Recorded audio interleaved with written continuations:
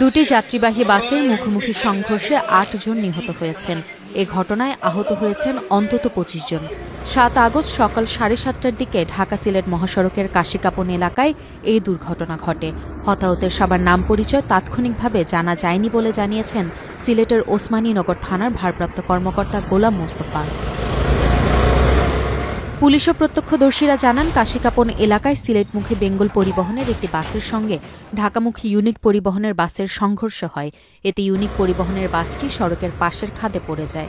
ঘটনাস্থলে ওই বাসের ৮ যাত্রী নিহত হন। আহত ব্যক্তিদের উদ্ধার করে Sylhet MAG Osmani medical college হাসপাতালে পাঠানো হয়েছে।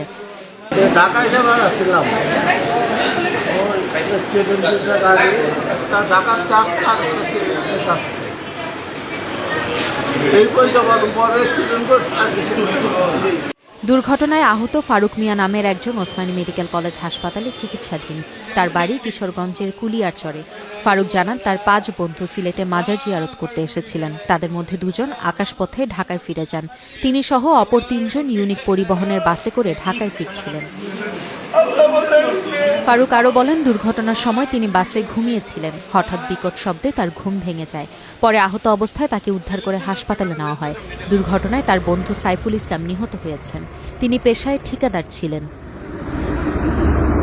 পুলিশ, ফায়ার সার্ভিস ও স্থানীয়রা উদ্ধার অভিযান চালিয়ে যান। নিহতদের পরিচয় শনাক্ত ও আহতদের চিকিৎসা চলছে।